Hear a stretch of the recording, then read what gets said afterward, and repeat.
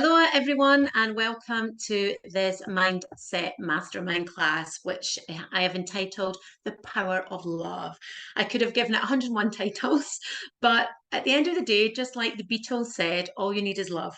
All you need to do this work and to be extraordinary at this work is love. And all you need to do to be an extraordinary human being is to be love. And that's really what we are focusing on today, looking at how we can work with the power of love and its unique energetic vibration to really help you move through those pesky lower vibrations, which really work hard to keep us trapped and keep us stuck in that lower energy field. And what we want to be doing is coming out of that lower energy field and moving up into those higher vibrational frequencies. So that's what we will be diving into today.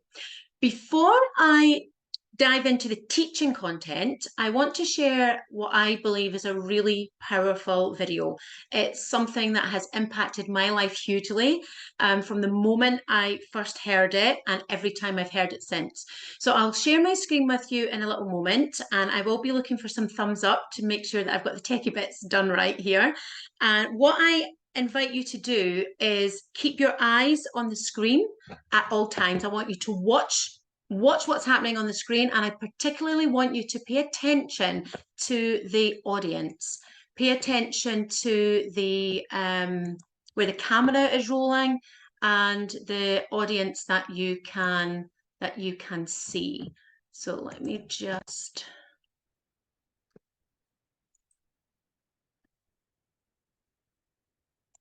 Haar broertje can you see the heeft screen? zijn podiumdebuut And can hier you bij hear? ons gemaakt, op het Vrijthof.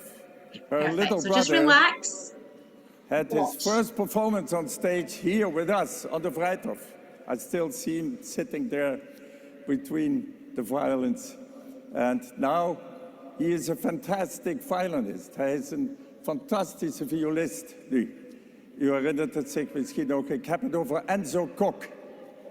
And Enzo has a little sister, Emma. Unfortunately, Emma has a rare but terrible disease. Her stomach is paralyzed. She cannot eat. All the food goes through a little tube directly into her stomach. But Emma is a brave girl. She wants to live a normal life. And Emma has a dream. She has a beautiful voice. She wants to be a singer. She did the Voice Kids here in Holland, and immediately she won.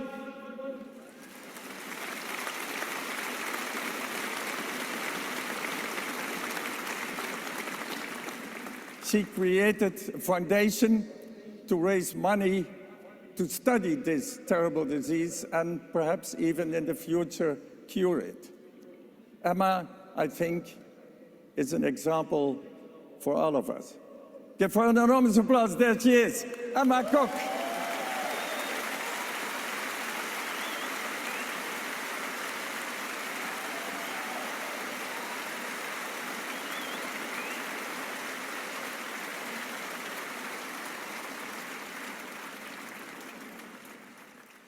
Écoutez-moi, moi la chanteuse à demi, parlez-moi, à vos amours, à vos amis, parlez-leur de cette fille aux yeux noirs et de son rêve faux.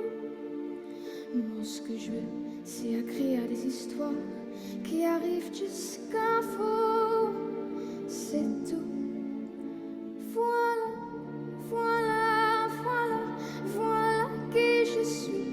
Mais voilà mes messies, mes années chapeaux. Oui, mais voilà tout le bruit et tout le silence. Regardez-moi, ôtez-moi ce qu'il reste. Regardez-moi avant que je me déteste. Crois vous dire que les lèvres de notre ne vous diront pas. sais peu de choses, mais moi, tout ce que j'ai, je le dépose là. Voilà, voilà, voilà, voilà, voilà qui je suis. Mais voilà, même ici, mes années, c'est fini. C'est mes gueules, c'est mon cri, mais vous voilà, tant pis. Voilà, voilà, voilà, voilà, juste ici. Mon oreille, mon vie, comme je greffe, comme je ris. Mais voilà tout le bruit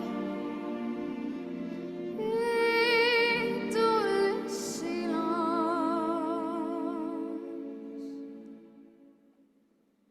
Ne partez pas, je vous supplie, restez longtemps. Ça me souviendrait pas, non. Me faire se fou, je sais pas comment. Aimez-moi comme un ennemi qui s'en va pour toujours. Je veux quand même, parce que moi je sais pas, il me met mes contours. Voilà, voilà, voilà, voilà qui je suis. Mais voilà, même ici, mes années je cours, oui. Mais voilà tout le bruit et nous le firons aussi. Regardez-moi enfant et mes yeux, aimez-moi. Tout ce que j'ai ici, c'est ma gueule, c'est mon cri. Mais voilà, mais voilà, mais voilà, voilà, voilà, voilà, voilà.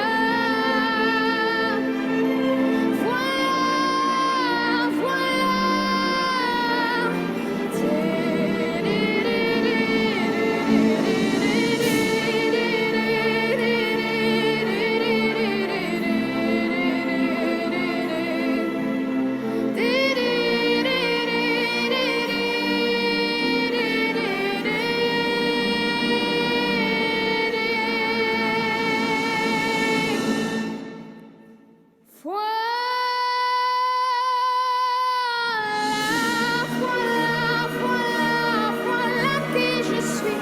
Mais voilà, même ici, mes années, c'est fini. C'est mes gueules, c'est mon cri. Mais voilà, tant pis.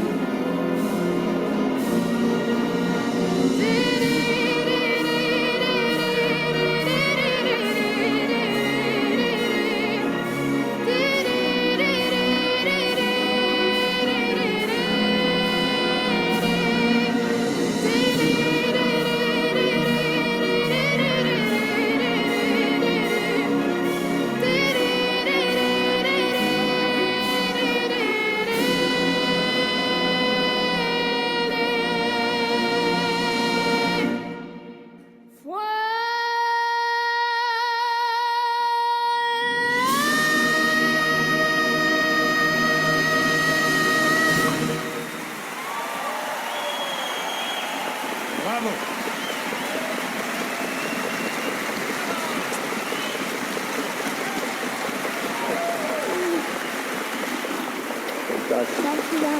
Anna Koch.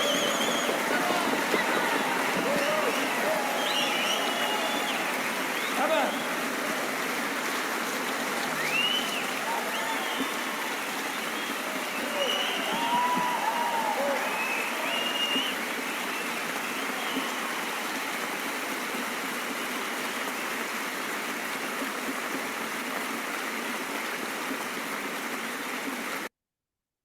You know,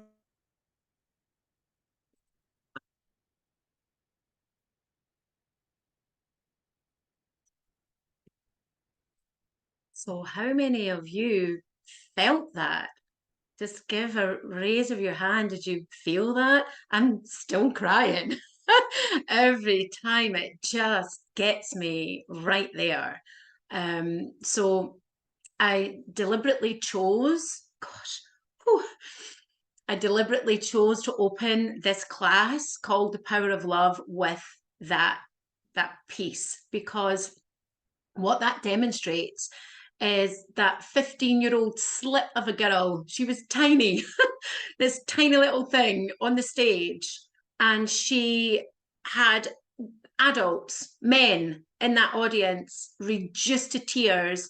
Us here, who aren't even with her in real time and space, we have felt the impact of her voice.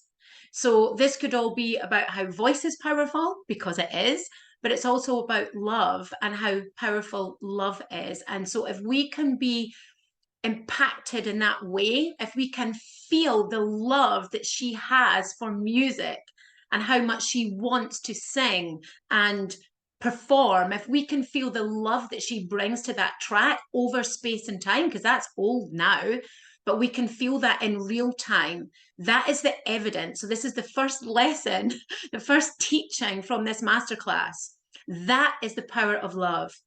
It is absolutely possible for you to send love, for you to be love, for you to receive love over space and time.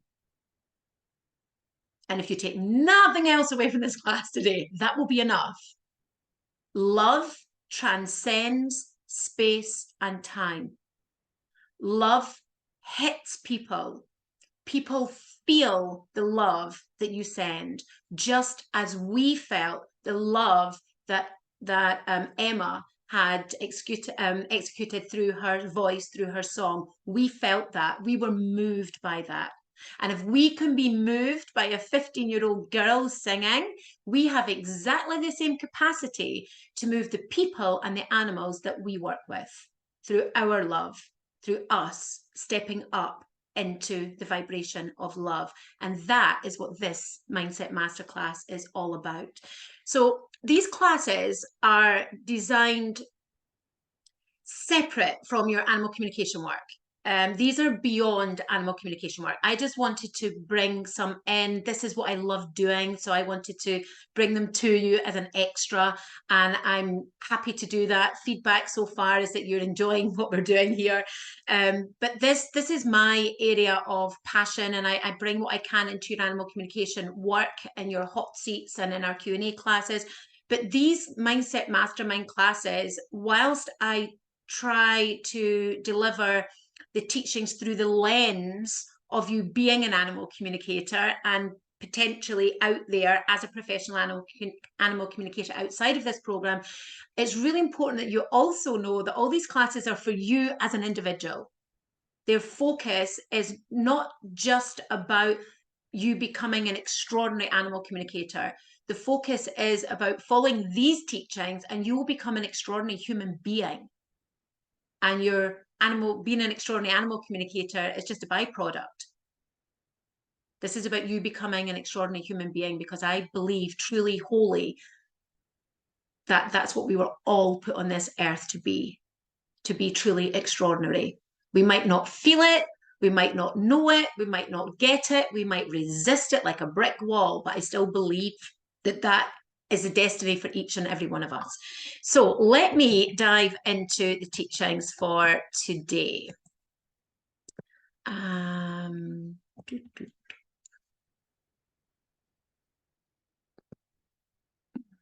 Why can I not see it?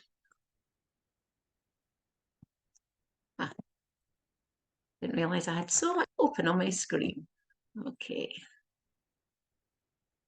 So the power of love. So the focus of this mindset masterclass is really about overcoming the self.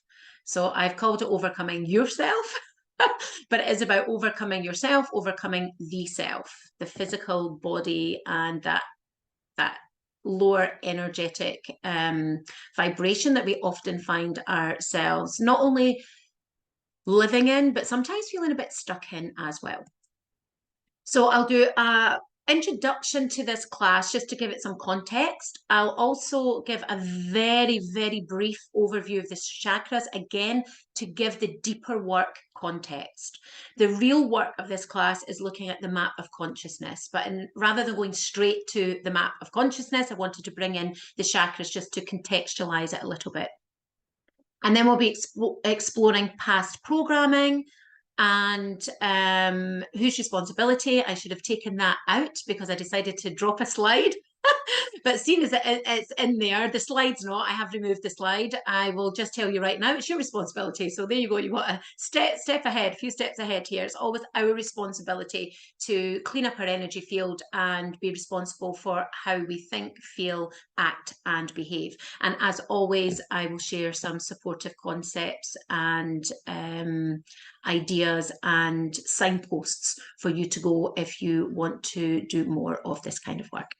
So everything that we're looking at in the map of consciousness is connected to energetic vibrations. So we just listened to that powerful piece of music and we were activated. Our energy center around the heart and love was activated. So that's an energetic vibration. We live in an energetic world that's scientifically proven and accepted. So everything in our world has its own unique energetic vibration. And we as living beings and animals that we work with, plants and trees and nature, everything has its own energetic system and energy vibrates at its own frequency. And where it's important to understand this is because where we are vibrating at impacts. So there's a lot of talk about magnetism and like attracting like. And whilst that's a whole topic for another day's teaching, if we look at the attraction element of this, if we are in a high vibrational state, you know, our love, we're up in those higher energy frequencies of love and peace, then we are more likely to attract people, situations, and things of a similar energetic vibration. If we are down in the depths of despair, gloom, and doom, we are equally as likely to attract people, situations, or things that are energetically vibrating at a similar level. So this is where the law of attraction really comes into its own. And it's important that we understand that, because where we are, we don't have control over anybody else. We only have control over ourselves. So the more we understand ourselves and the more we understand our own energetic vibration, the more we can maximize its positive impact and minimize its not so positive impact. And that's really what this training is focusing on. So a very, very brief overview of the chakra system. Most people would agree that, or are aware of, should I say, rather than agree, most people are aware of the 7 major energy centers from the root chakra right the way up to the crown chakra. But there are actually more than 7 chakras in our chakra system, much, much more than 7 chakras. But these are the 7 that most people are familiar with and are aware of. I'm a trained energy therapist of just over 20 years now, and I'm trained in energy work, I'm trained in chakra work, and I'm also trained to teach chakra work and bioenergy at diploma level. And I was the head trainer of Scotland for many years before animal communication completely took over, and I just didn't have time to do that side of work anymore. So this is my stuff. This is what I understand. It's how I understand myself, and it's also how I understand my clients and how I understand you guys on the program as well. So when we understand our, so I'm just moving this out of the way. When we understand our chakra system, it really helps us understand and heal ourselves. So if you know that your root chakra is a bit off, or that real burning anger you've got just running through your whole system where you could easily do somebody harm, you know your solar plexus is out of kilter. Or if you're in the grip of fear, you know your root chakra is off kilter. Or maybe you're feeling so much guilt around something that you're just not functioning, then you know that the sacral chakra is the place to go to. So when you understand the chakra system, it really acts like a map of signposts to direct you to where your body is needing understanding in the first place and healing thereafter. And when you understand this chakra system, you can bring that into your animal communication work, because it helps you understand what's going on for the animals. You can use the language when you understand not just the chakra system, but the language that's associated with each of the chakras. When an animal says something, you'll know straight away what chakra is out of balance for that person. The guardian, you'll understand them better as well. There is so much that you can read into a referral form when you understand the chakras. You can see where a client is likely to be operating from just from looking at the referral form. And what I love about the chakra balancing course that I did is that more than half of the group came back on the very first run of it. More than half of the group came back and said, "Oh, now I understand why my mum does what she does," or "Now I understand what's going on with my husband." But knowing how to work with these chakras and how to balance them, how to recognize if they're deficient or excessive, really does help you with your loved ones as well. So I'm bringing the chakras in just to contextualize where we're going next, which is the map of consciousness, because that takes the chakras to a whole other level. So just having this basic understanding of each of us being an energy system in our own right, with these 7 major energy centers that all look after different vital functions of the body and of the mind as well. So there's physical functions, there's intellectual functions, mental and emotional functions. So when we know that the chakra that looks after, for example, confidence, if we know that that's completely wiped out and off balance, then it makes sense why you as an individual might not have confidence, or the animal that you're working with doesn't have confidence, or the guardian that you're trying to support with the animal doesn't have confidence. So this is where understanding the chakras can really help support your work and take your work to another level. And I've brought it in here because it's the basis of where we are going next. I do have a chakra balancing course. So if anybody's interested in learning more, I have a really in-depth course. It's meant to be an introduction, but you know me, I can't do anything at a baseline level. So a proper, I actually had 2 Reiki masters on the program that I've got recorded that's available for sale. I've got 2 Reiki masters asking me stuff that was way beyond introductory level, but it's all there. So if this has piqued your interest and you want to know more, you don't need to be stuck. There's a really good, valuable learning program available if that feels the right move for you. So why is it important to understand the chakras before moving in here? So this is the map of consciousness. And if you are aware of the chakras, you'll be aware of the different colors.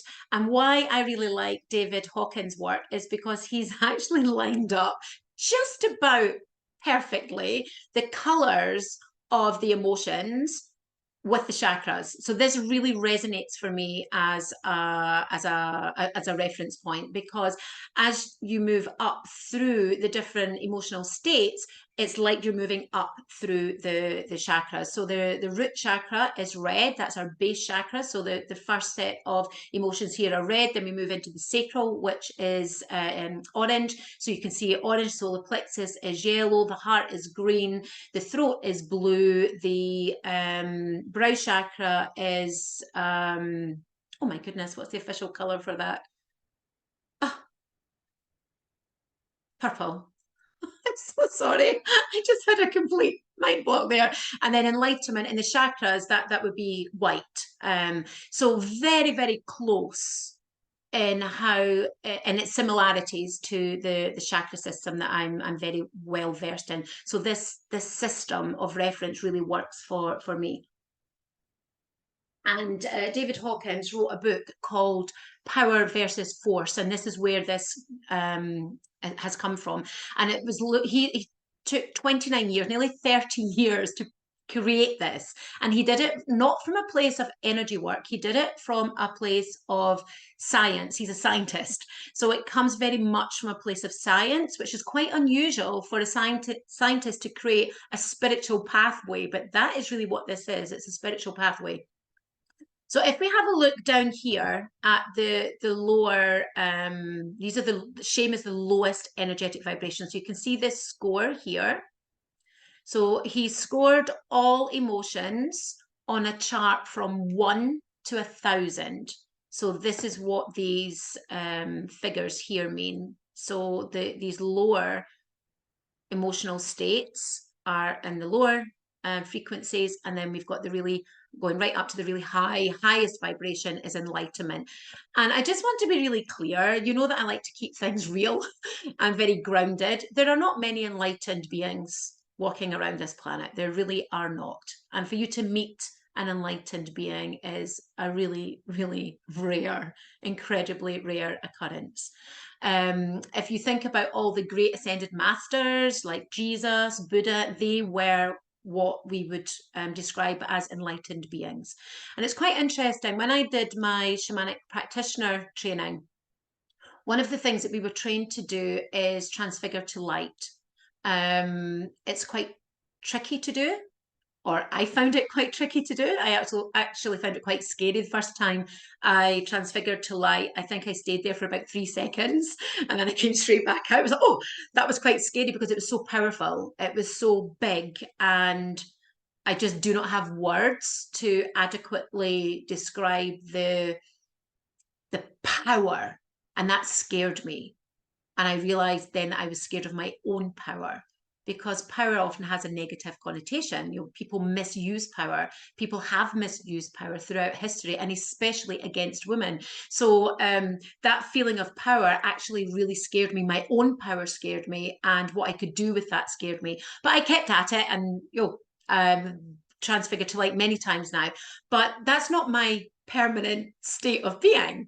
I'm a human being. I came on this earth to live a human life. And so I, like everybody else, dip down into here from time to time. And sometimes we might even want to stay down here. And this is the teaching really in this class, because my subtitle for this was Overcoming Yourself. And the self is stuck in these lower three energy centers, the root, the sacral, and the solar plexus. And what we want to be doing is actively working to overcome and outshine these lower energy center states so that we can be moving up here into the higher vibrational, the faster frequencies of love, joy, peace, and enlightenment. Now, love resonates at between 500 and 540 hertz. So if you're listening on YouTube to music that has been set at the frequency of love. So in some of my meditation tracks, the composer that I work with, he is able to put the music or place the music at that vibrational frequency, and it sits between 500 and 540 hertz. So that is where we're aiming for. But what I want to say is that there's no good and bad here. It is a hierarchy. Of course it is. You can see that it's a hierarchy. But it's not about being up here is all good and being down there is all bad. I don't want you to see it like that. I want you to see it as the ebb and flow that we move through. And what I want to focus on with this teaching is to really show you that the more we step into these areas, these lower energy vibrations, the more we step into them and then really take the action to overcome them, to outshine them, that is what makes it easier to come up here. And what we just experienced with that piece of music, voila, we were already up here. We were already here. But our human nature very quickly can take us back down here. And that's just part and parcel of being human. But I want to just go through some of these as examples, show you where the power versus force and the expanded versus contraction comes in. And then we will look at why sometimes it's not so easy to always be in that place of love. Wouldn't the world be a great place if we were all in that permanent place of love? But that's not the reality for most of us. But it can be a reality if you choose to walk that particular path. So courage here, I know neutrality is theirs, and in some places I've seen it written as boredom. So boredom is often the neutral point, the center point. But in David Hawkins' work, I'm sure he depicts it as courage. So when we are at courage, that is when we are moving out of force and moving into power. So in these lower energy centers, as you can see here, this is the survival center. This is where we are surviving, where everything is efforting, where we are getting by. And so these lower three energy centers, quite often, the predominant emotional state, as you can see here on the list, is things like fear and regret. And when we're in fear and grief and apathy, sometimes we're in a place of inaction. So this lower three energy centers, we're often in a place of inaction. I know that I have been gripped by fear so much that I haven't taken action. I'm sure you resonate with that too. You can give me a nod or a hands up, or yeah, so I'm seeing that. I'm not alone, and I know I'm not alone. So this is often the area of inaction, these lower three energy centers, when we're gripped by fear and we don't actually move forward. And then what can end up happening is that the predominant emotional state, and this is the important piece, the predominant emotional state when you're in those lower three centers are things like despair, blame, humiliation, hate, scorn, anxiety. These are not good feelings to be having, but it's feelings that some of us have repeatedly over and over and over again. And so when we're in that energetic state, our view of life can actually be that life is scary, that life isn't safe, that there's no hope. And if you, I mean, here it's listed as a God view, but God means it's in its broadest sense. It's not a religious, or I'm not seeing it as religious. It's God, source, universe, your spirit, whatever you want to deem to be the creator.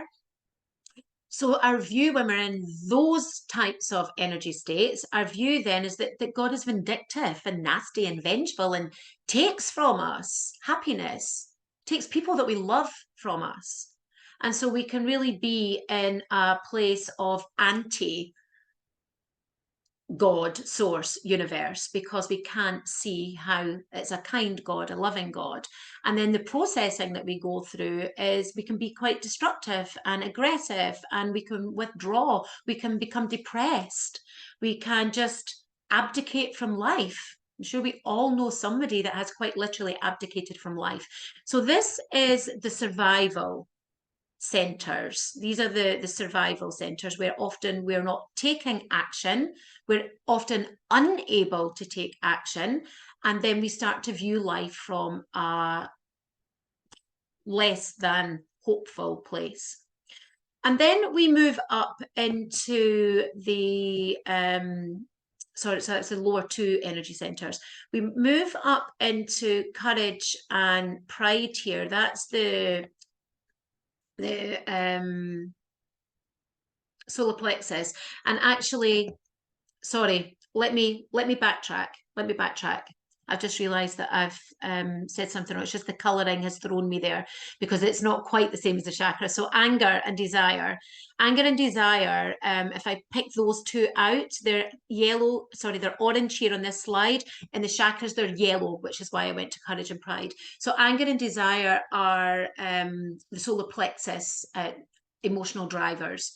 And so this center of anger and even desire can often be an area or an emotional state of hyperactivity.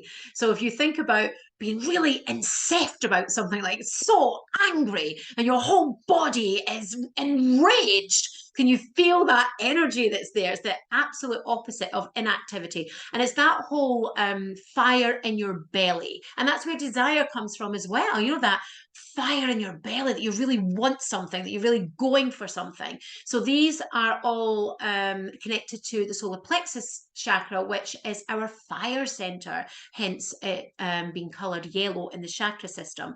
So all of that kind of emotion is much more connected to a hyperactivity and an overzealousness of energy. And then we move up through courage, pride and courage, and we move into this kind of green area here, which is where we are able to have a very different emotional state. We're moving up through the levels of frequency, and we're moving into trust and optimism and forgiveness. And when we're in that emotional energy state, our view of life changes and we become more hopeful. We become more satisfied with what we have. Life feels more harmonious. And when we are in that place, our God view is very different, because we can see actually we have a merciful God, or we have an inspiring creator, source, spirit, whatever you want to call it. And when we are in that place, the processes that we go through are all about intention, releasing what doesn't serve us, feeling empowered, and really starting to move towards transcendence. So in that state of emotional frequency, we are then in a place of happiness and productivity, and we are moving from the force and the contraction. So in these lower energies, our energy field is contracted. And you can see that on energy imaging. I can feel it when I'm working with clients doing energy treatment. We're in a contracted state. The energy is contracted when we're in these lower vibrations, and we are in efforting. So when we bypass or move through or into courage and above, we are moving out of the efforting, we're moving out of the force, and we're starting to step into the power, which is why we have empowerment here. And we're moving out of contraction and starting to move into expansion. And then if we keep moving up, we move up into performance. So when we are at reason, this is where, when we're in this energetic state, this is where we can really be operating a peak performance level without stress. Stress belongs down here in the lower energy centers. Here's your anxiety and your fear here. But when you are up here in the reason and that energetic level, you are really moving into being able to operate at peak performance without stress. And then we're really moving from there up into even greater expansion, into even greater power. And we are moving into those highest frequencies where we are in real synchronicity. And this is where magic happens. And I'm sure each and every one of you will know and remember of a time where you have just been in complete synchronicity with something, where you've just thought of something and voila, it's there. Or you were thinking about, oh, I really need help with, and then somebody phones, or you get an email. For some of you, it might have been coming across a program or a free event that I was running where you were stuck with something, and all of a sudden there's a person called Sarah Jane pops up in your Facebook feed, and you're like, who the heck is she? And then you realize that that's exactly where you were meant to be at that time. It happens every single event. So these are the kind of experiences that come from synchronicity. And you can only have synchronicity when you are in that elevated state of love and serenity and joy and peace. That is where we have our consciousness and our connection to source, to the creator, to spirit, to God. And so our God view in those higher vibrational states is that God is not even separate anymore. We are one with God. We are all being, we are all connected. And that is the place that we are aspiring to get to. But I do really want to re-emphasize, I know I said it earlier, but I really do want to re-emphasize this whole concept of it not being good or bad. It's so easy to say, oh, well, it's really bad to be down here, and it's really good to be up there. But the scale, this energetic log that you can see that Sir David Hawkins created, it wasn't meant to be it is a hierarchy, of course, but it wasn't meant to be viewed as good or bad. It was meant to be seen as, you could be up here in love. So this is real for me. Every day, without fail, or very, very rarely do I not do my morning meditation. That is my commitment to myself. That is how I clean my energy field up every single day. I do my morning meditation. I do an evening meditation. Don't always do the evening one, but I always do my morning meditation. So when I come into love, I am up here. I am up here. And if I open emails, how long do you think it's going to take me to be down here? Not long. not long. And that's not even nasty emails. I don't get many of them. I really don't get many nasty emails at all. But occasionally, somebody will think it's okay to email something very unkind to me. But I'm just using this as an example where, I'm up here. I'm in wonder and complete awe watching a tiny little honeybee go inside my flower in my garden. And I'm just in awe of that. And I am up here in this absolute higher, faster frequency for sure. And I might be there for a whole hour in that real high vibrational state. And it just takes a horrible email or a phone call from a loved one to say, have you done such and such? I'm like, no, I forgot. I was too busy looking at the honeybees and enjoying life. So I'm just sharing that with you in true transparency. That's how it is for me. So I have to then get myself back up to here. That's my commitment to myself. So the track that I opened this class with, I just need to put that on and I'm already there. That's like an automatic for me now. I'm just there. So that's a simple way of how I can raise myself out of there and up there quite quickly. But I have to be honest with you and say it didn't happen overnight. And I really had to wrestle with some of these emotions because this here in the lower centers, these lower three, I'm saying lower three on this score, it's the lower two that this is moving out of force and contraction. But the lower three chakras, which is the root chakra, red, sacral chakra, orange, and solar plexus, yellow, the lower three energy centers or chakras, they're really strong. Fear wants to keep you close. Guilt wants to keep you even closer. Guilt serves no one. I'm a guilt queen. I've really been working the last couple of years and totally retiring my guilt queen. And I think I'm just about there, but it's not been easy. And I still occasionally get triggered, and I just have to keep working at that.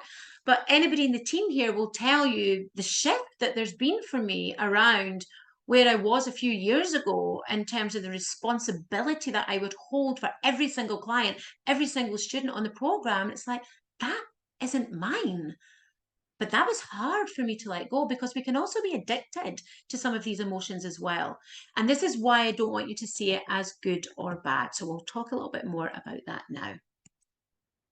So good versus bad, as I've just said, it's not, I don't want you to see it as good at the top, bad at the bottom. It just is what it is. Awareness is the first step to change. So just having the awareness of where you are, that's you in a powerful position. That's good. Even if it is fear, even if it is shame. Shame is the lowest vibration, followed by guilt. So even if it is guilt and shame that is controlling your life and controlling your thoughts, your feelings, and therefore your resultant actions, at least you know that now. So that's a good thing. So what else influences how easy or not so easy it can be for us to move out of these lower energy centers? And this is where I want to look at past influences.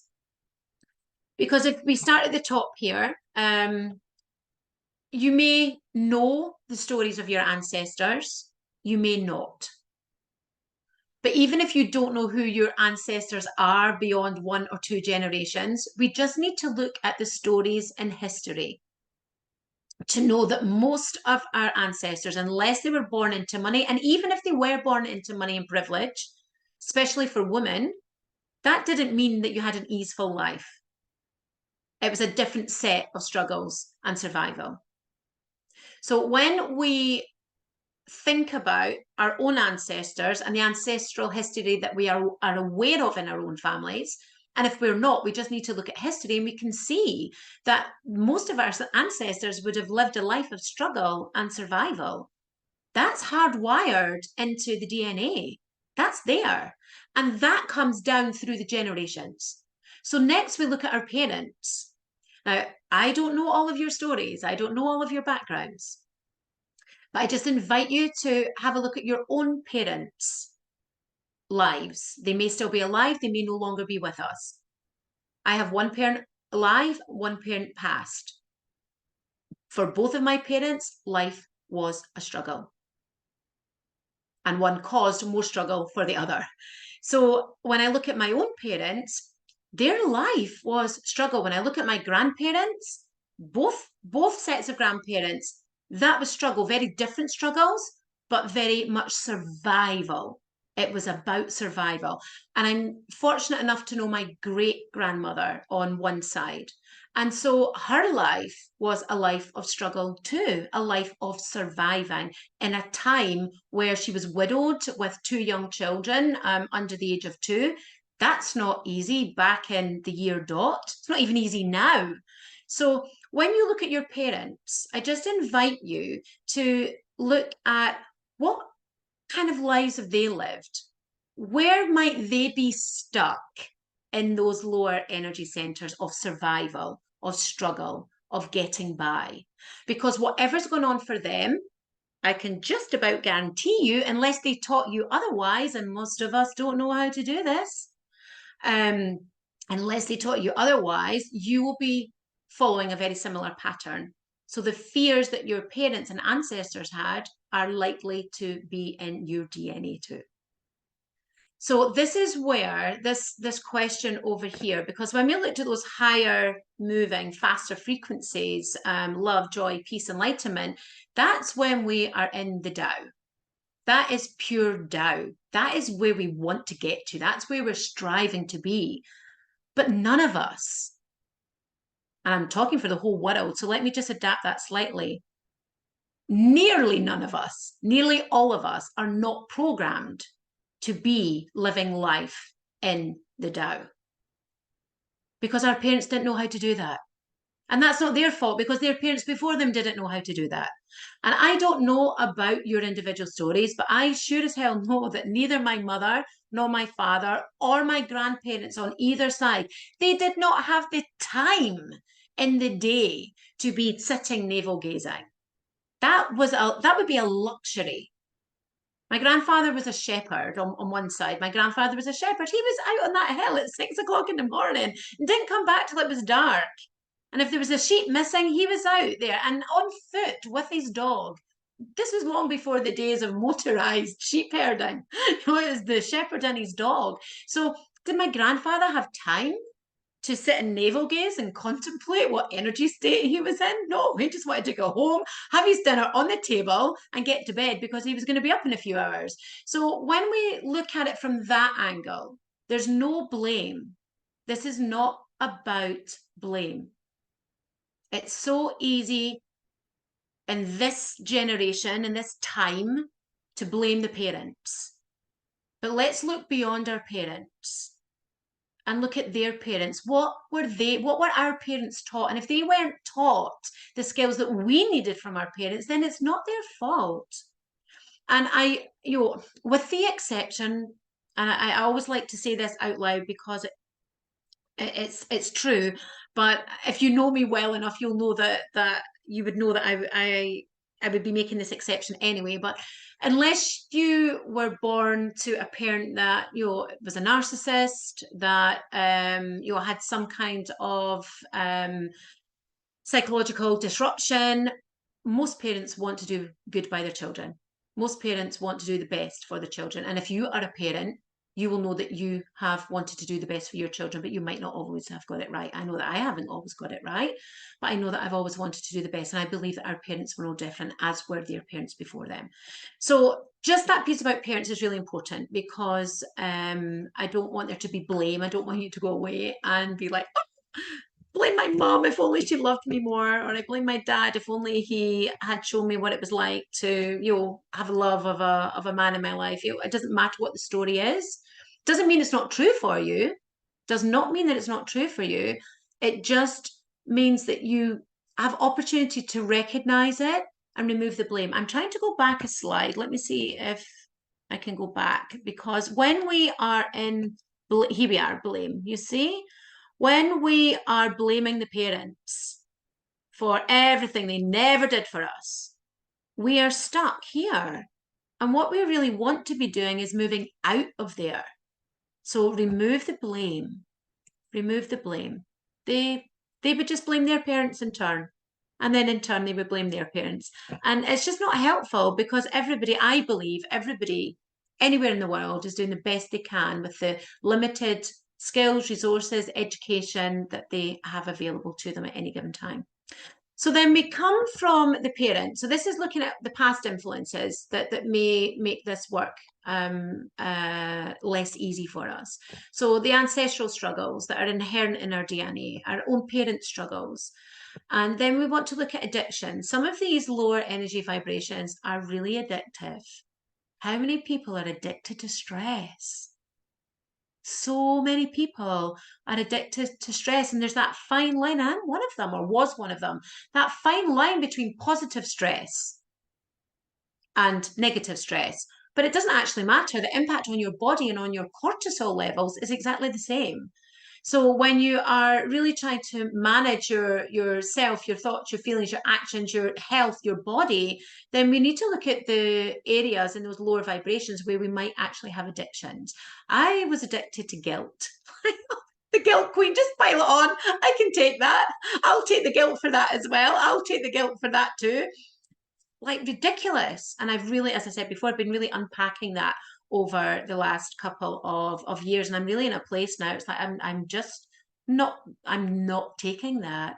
I'm not allowing that to be. I'm not allowing myself to go into that lower vibration. It doesn't serve me, it doesn't serve anyone else. But addictions can also be about rescuing people. So a lot of people come into therapy work as therapists, as coaches, because they really need therapy work themselves, or they need good quality coaching themselves, and they come in to learn the craft, learn the trade, but really what they want to do is rescue people. That's an addiction too. Being a rescuer, rescuing everyone from themselves, not helpful, doesn't serve anyone. But these are just some examples of ways that we can be unconsciously, and I want you to write that down if you've got paper and pen. These are unconscious behaviors. So again, there's no blame for yourself. So I don't want you to go away and go, oh my God, I'm the worst person ever. I'm always rescuing everyone. I always take responsibility for everyone. These are very unconscious behaviors. And this class is about shining the light on the unconscious, shining the light on the dark. There's a lot of talk about us being light workers. I actually think my most powerful work is as a shadow worker. This is shining the light on the shadow. This is bringing the shadow up with love, compassion, the way we work with animals. You work with all of these emotions like you would with a rescue animal who was scared, who was worried, who felt shamed, who felt guilt, who felt rejected, who felt humiliated. We can bring that love to the table for those animals in their time of need when we communicate with them. I want you to bring those same qualities, and you have them because we see them. We see them in your work, and I want you to bring those same qualities to your shadow parts, to your hurt, to your wounding, to your fear, to your guilt, to your trauma, to your shame, to your humiliation.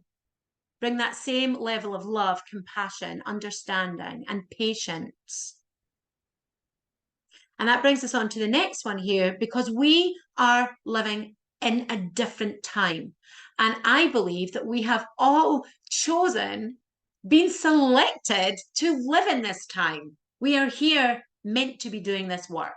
And so we have the gift of time and knowledge to do the navel gazing that our parents and our grandparents and our ancestors before them did not have.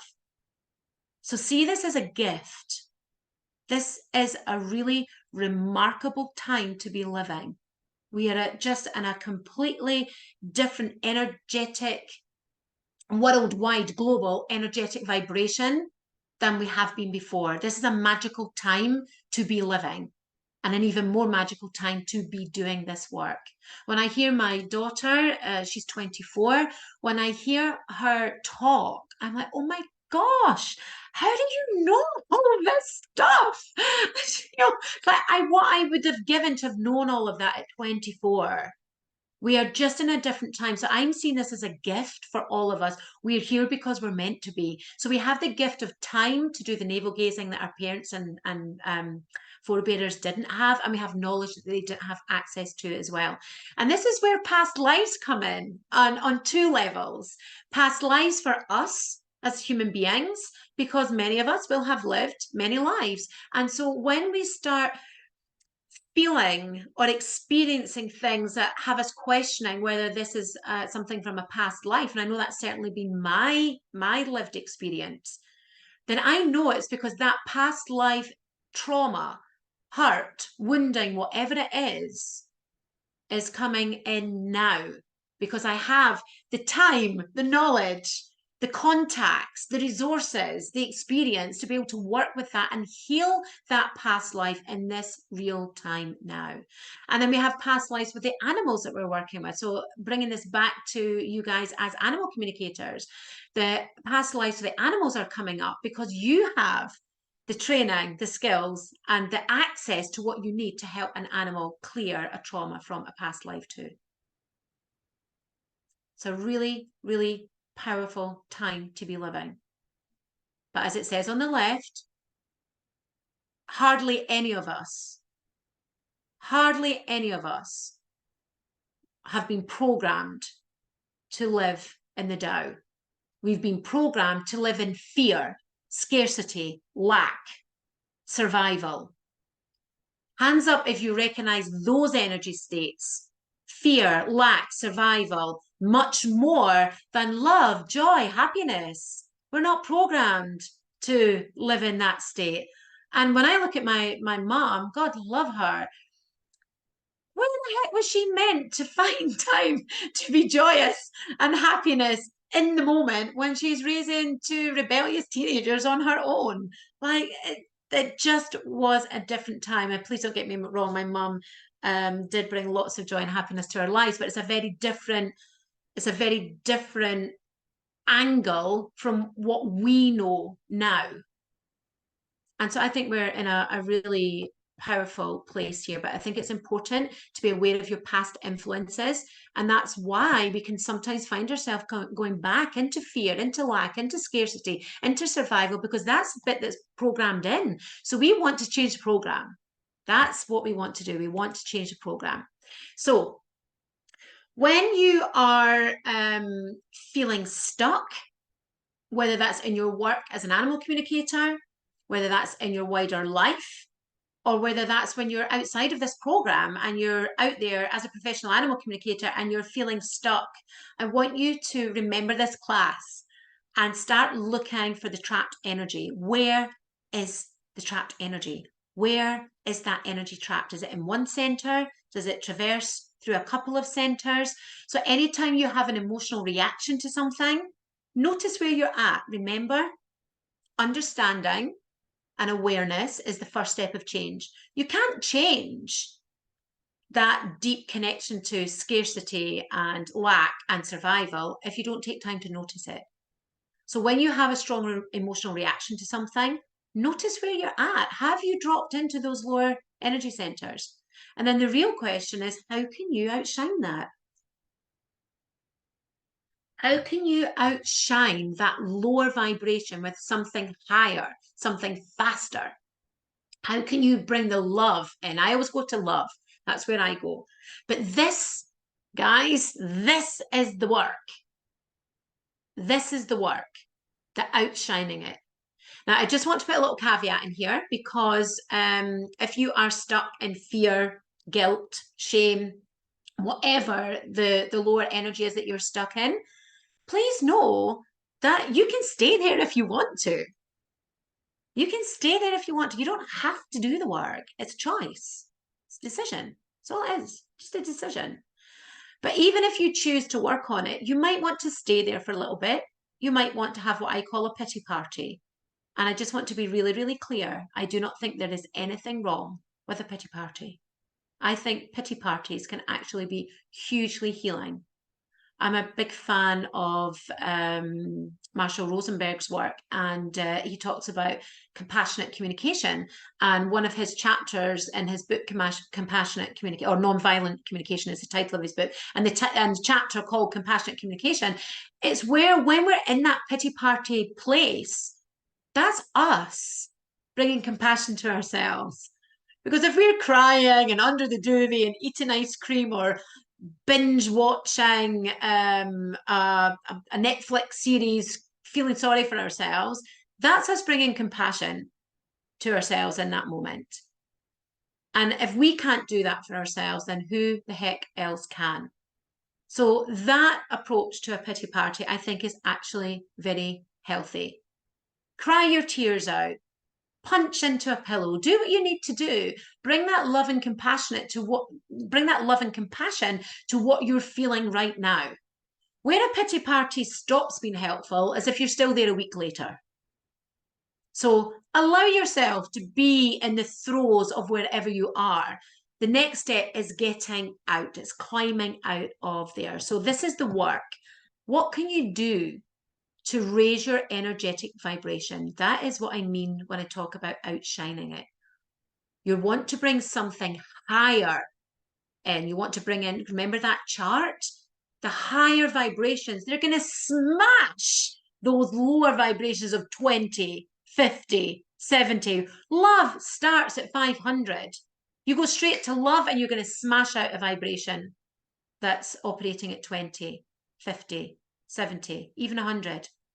Your vibration of 500 will smash through that. It's just pumping the muscle, putting in the practice.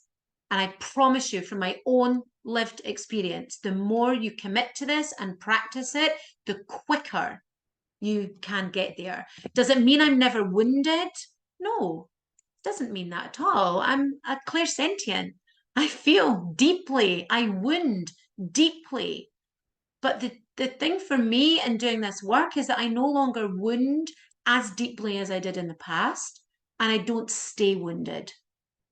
That's the difference. And that's what I want to bring to you all, because you will be wounded out there by life anyway. And as a professional animal communicator, you'll have clients that might wound you, clients that don't appreciate the work that you've put in, clients that don't appreciate what you're doing, people that might talk about you behind your back. So this ladder is all about, remember the ladder, just write ladder on your notebook. You want to just keep climbing. And if you slip back down, know that that's because you're human. You just get back on the ladder. You might need a pity party first. That's okay. Our job is just to commit to climbing the ladder, to raise your energetic vibration. You want to climb above those lower energy frequencies. And that is looking at everything, your thoughts. It starts with the feelings. The feeling is what drives everything. The feeling drives the thought, the feeling drives the thought drives the action. And you want your resultant action to be of the highest vibration possible. So have a think about the different ways that you can outshine yourself. Those lower energy centers, that is the self. Some people call it the ego. I just don't really like the term ego because it's misused so much in spiritual circles. So I prefer to talk about the self. So that's the self. The self wants to keep you in fear and lack and scarcity. And we want to outshine the self. But the self is strong, really strong. It's the self that tells you when you're sitting down, and I talk from my own personal experience, when you're sitting down, your meditation, you're just about to click it on, it's the self that says, just go and empty the dishwasher. That's not even my job. That's not my job in my house. But myself will tell me, go empty the dishwasher. Or go and put washing out. Go do housework, which I hate. That's not my favourite task ever. But myself will tell me to go do something like that so that I'm not sitting down and meditating. Because there is a grapple between the lower self and the higher self. The lower self is strong. It's the lower self that tells you to get up. It's the lower self that tells you not to listen to the voila track, not to do the meditation, not to do the healing practices that you know work for you. That's the self. And we want to climb above the self and just keep coming up that ladder, keep climbing. And as I said before, it's just a decision. You don't have to do this. But what we are aiming to do is be the vibration that we want to aspire to. We want to be that in the here and the now. If we're waiting to get there, it's never going to happen because it's always in the future. So be the love. Be the love now. That track that I played, we all felt it. We felt that love so deeply that most of us were moved to tears. And when we are more in that energy of love or happiness or joy or peace, then we are more easily able to recognize that in the world around us, including our clients, including the difficult boss, the awkward family member that always crosses over your boundaries and doesn't listen to your no. We are more easily able to see the love, the joy, the happiness, the peace in the world around us. But here's the thing, the world doesn't change.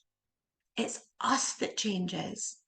And when we change by moving up that ladder into those higher, faster frequencies, we then have a different perspective of the world around us. That's the magic. So you can be faced with the same horrendous medical diagnosis, but if you look at that diagnosis from the lower energies, it's a very different experience from looking at it from those higher energies. It's the same diagnosis. You've got a difficult client that you really feel doesn't appreciate how much work you've put in to the communication consultation. But if you're in that place of anger and resentment and gossiping's the lower chakras, you're gossiping to your friends saying, oh my God, you should see what she said to me. All that lower energy stuff. The most powerful thing you can do right here, right now, is step out of gossip. That's the first piece to do. When you feel people starting to gossip, you just say, I don't really want to engage in that, because that will drag you right down into those lower centers. There's a brilliant book by Susan Jeffers. Well, she's got quite a few books, but I can't remember the title of, it's quite a long title of her book, but that was one of the practices. Just do not engage in gossip for a whole month. Life-changing. So when we view things from those higher energy frequencies, even that difficult client, we can see the love that they are, because we're already that love. And we can see that they're just stuck. And we don't need to blame. Is this making sense? Give me thumbs up. Yeah. Okay, thank you. And then the voila track that I played at the beginning, that's what it's called, voila.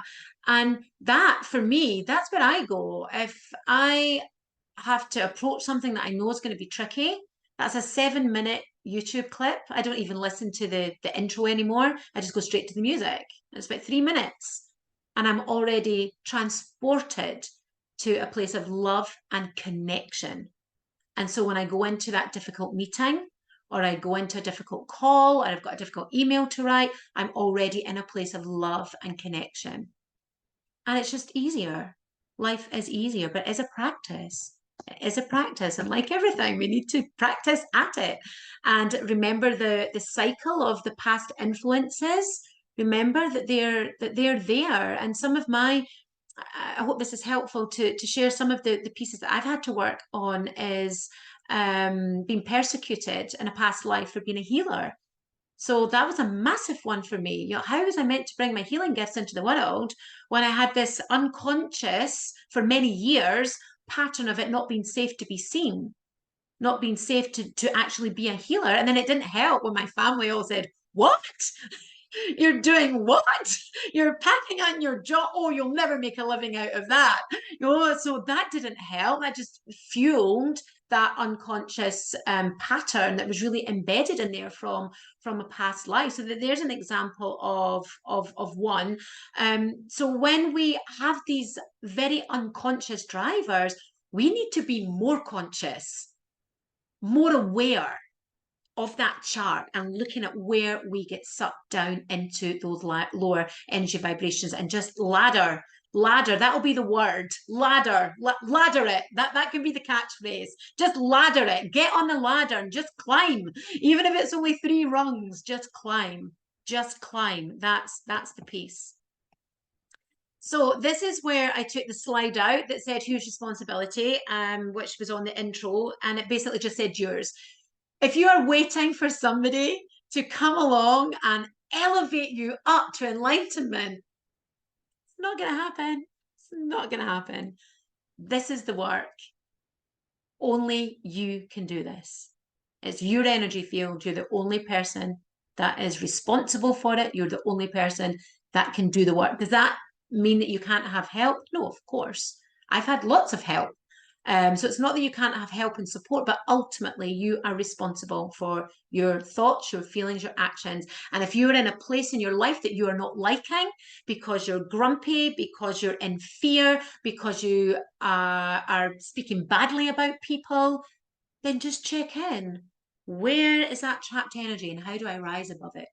You are responsible for that, nobody else. So here is our little support center. I know that I shared this with you before. I've deliberately kept it in here because the 4 agreements, and as you're probably aware, I will have mentioned that there's actually now 5 agreements, but the 4 agreements was created by a shaman who a Toltec shaman, and it was very spiritually guided, very divinely guided.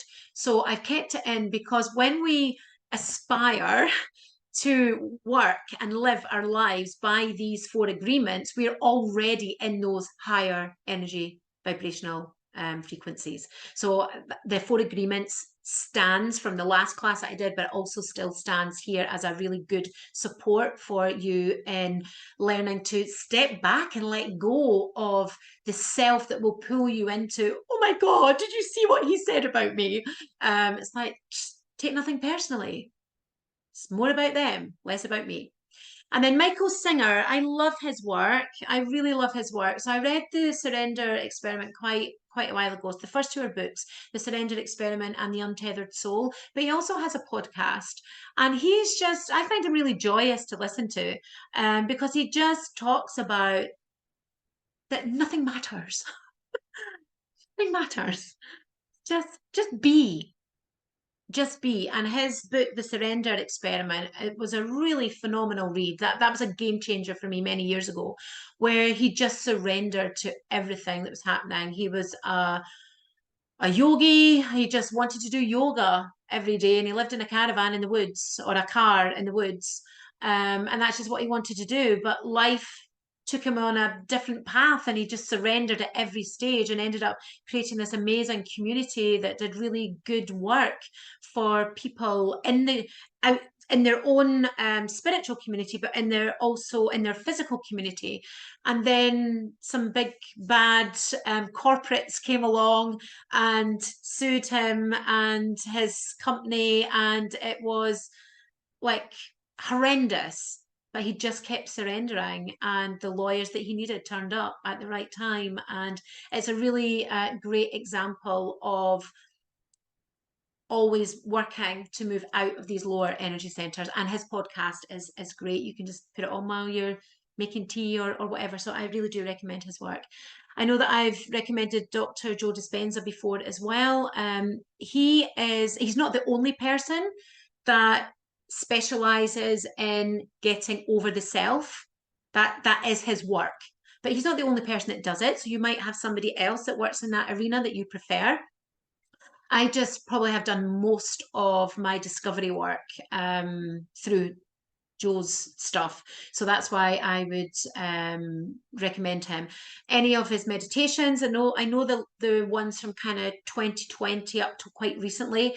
A lot of people don't like his voice. He uses a very different voice. It's quite shouty.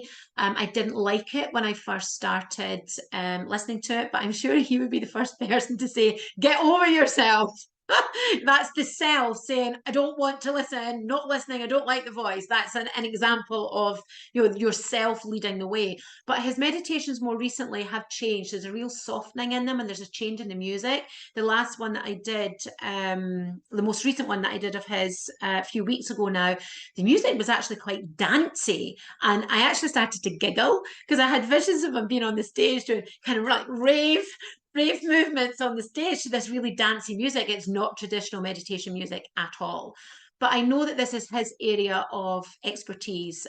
He does a lot of science and research into how the brain responds when we're in these different energetic states. So I'm sure his change of music is very deliberate, and his style of medication, although it can feel like medication, his style of meditation is not passive. He does active meditation. So when you're doing his meditation, you are actively working with your body to pull yourself up and out. He's got a great locking down system that he uses, where you literally lock down those lower chakras and you bring the energy right up and above the head, so you're out of the body completely, you know, really overcoming that physical self. So I really like his work. He's got a really good meditation that most of my peers in my kind of mastermind groups, they all love. It's called Changing Boxes.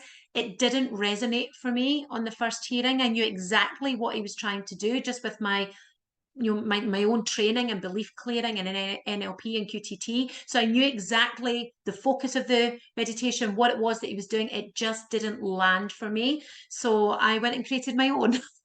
So watch this space. I've got my own version of Changing Boxes. I've done a couple of trials with it with one-to-one clients. My coaching clients, and they've really liked it and enjoyed it and had change with it. So the next piece is to get some music to it, and that's always a very, very long process. So that is something that I'm really having fun with just now, creating my own meditations to really change how the physical body feels, so that we can always be overriding those lower emotions. And one of Dr. Joe's expressions is, I don't know if it's his catchphrase, but he always uses it. If you want a new personal reality, you need a new personality. And it's just so true. If you want a new personal reality, you need a new personality. So we need to change the self, we need to change the personality. And that's about using Sir David Hawkins' work to come out of those lower energy centers and be moving up into the higher vibrational frequencies. So I trust that you've enjoyed that. It's a lot. It's a lot. It might be a bit of, whew, but here's what I want you to take away from this class. Awareness is the first step to change, always. Whether you want to change or not is a choice. And then you just need to think ladder. Anytime you're sunk into somewhere, or you're dragged into somewhere, or somebody else pulls you in, because people do that. And it's often done through connection. A bit of gossip connects people, but it does pull your energy down.